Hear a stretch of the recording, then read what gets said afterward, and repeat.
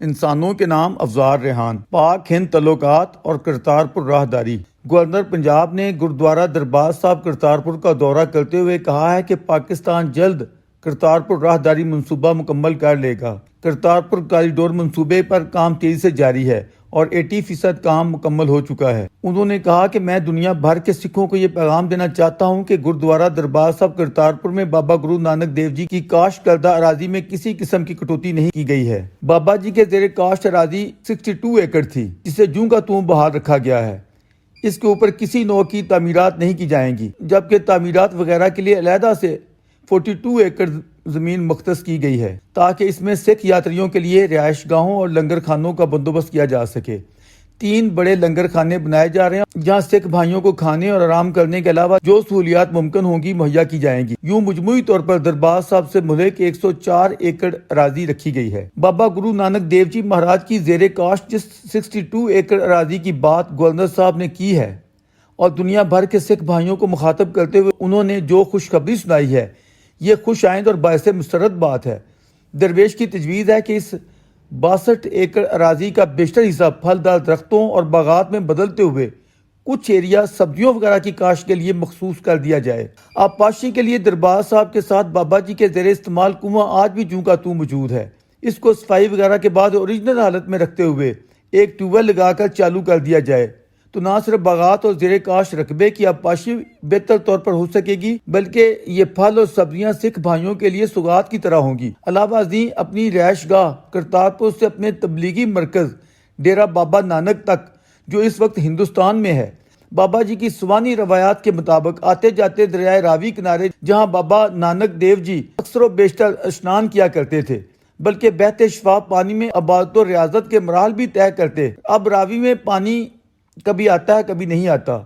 اب یہاں اس خاص مقام پر جو زبردست پل تعمیر کیا جا رہا ہے، جسے درویش نے خود بھی ملاحظہ کیا ہے، کیا ہی بہتر ہو اگر اس کے ساتھ کوئی جھیل یا بڑا تالاب تعمیر کرتے ہوئے اور کچھ فوارے وغیرہ لگا کر سکھ بھائیوں کے لیے مقدس اشنان کا اہتمام بھی کر دیا جائے، کیونکہ ان چیزوں سے پیروکاران کی عقیدتیں وابستہ ہوتی ہیں۔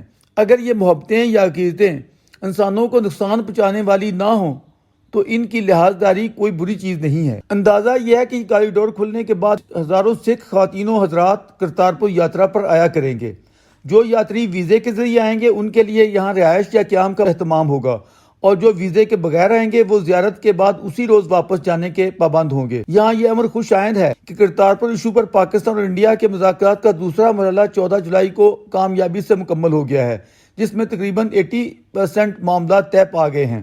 ان میں یاتریوں کے لیے داخلے، رجسٹریشن، کسٹم، امیگریشن، کرنسی کی نوعیت و حد، ٹرانسپورٹ اور ویزے یا قیام کی مدت جیسے ایشوز زیر بحث آئے۔ بھارتی وفد میں وزارت خارجہ کے جوائنٹ سیکرٹری دیپک متل کے علاوہ اسلام آباد میں deputy high commissioner Gaurav Ahluwalia اور head of political affair Rana چرالنگ الانگ سنگھ بھی موجود تھے۔ اجلاس میں دونوں ممالک کے وفود نے ایک دوسرے کے تحفظات دور کرنے کی کوشش کی۔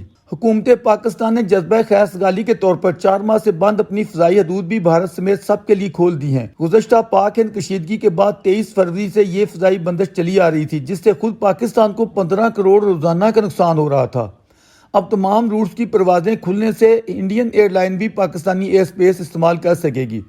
علاوہ ازیں ہماری حکومت نے حال ہی میں لاہور کے شاہی قلعہ میں مہاراجہ رنجیت سنگھ کا پروقار اور شان شان مجسمہ پراپر اہتمام کے ساتھ لگوا دیا ہے، جو ایک طرح سے سکھ کمیونٹی کو خیر سگالی کا پیغام ہے۔ یہاں اس خدشے کا تذکرہ ضروری ہے، ہمارا جذبہ دوستی بھارت کی محض ایک کمیونٹی کے لیے ہرگز نہیں ہے، یہ پوری ہندوستانی قوم کے لیے ہے، جس میں ہندو، سکھ، مسلم، مسیحی، بدھ سب شامل ہیں۔ اگر کہیں اس حوالے سے کوئی کنفیوژن پائی جاتی ہے تو اس کی فوری وضاحت ہر حوالے سے کر دی جانی چاہیے۔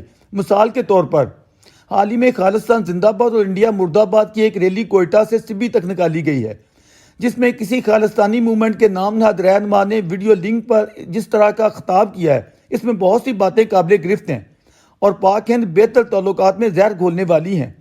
ہمارے ذمہ داران کو چاہیے کہ ایسی منافرت بھری ریلیوں کی اجازت ہرگز نہ دیں اور ایسے غیر ذمہ داران کی فوری گرفت کریں، کیونکہ آخرکار ایسی منافرت بھری آوازیں اقوام کے درمیان بدگمانیوں کا باعث بنتی ہیں۔ جس طرح برہم داغ بھگتی یا ہر بیار مری ہمارے لیے ناقابل قبول ہے، اسی طرح کسی جمعہ خان کی بھی ہمیں ضرورت نہیں ہے۔ خالصتانی شوشہ انڈیا کے لیے نہیں، خود پاکستان کے لیے بھی خطرناک ہے، کیونکہ بہت سے ایسے عناصر موجود ہیں جو سادہ لو سکھ بھائیوں کو اس نوع کی پٹی پڑھاتے ہیں کہ مہاراجہ رنجیت سنگھ کی ریاست کا پایا تخت امرتسر نہیں لاہور تھا۔ ہم ایسی سوچوں کی سخت مذمت کرتے ہیں۔ درویش یہاں یہ واضح کرنا ضروری سمجھتا ہے کہ اب پاکستان اور انڈیا دونوں کی قیادتوں کو ذمہ دارانہ طرز عمل اختیار کرتے ہوئے منفی سوچ کے حاملین اور نفرت کی بیپاری عناصر سے قطع تعلقی کرنا ہوگی۔ پاکستان جس طرح سکھ بھائیوں کی دلجوئی کے لیے احساسات رکھتا ہے، ویسے ہی احساسات اپنے ہندو بھائیوں کے لیے بھی رکھتا ہے۔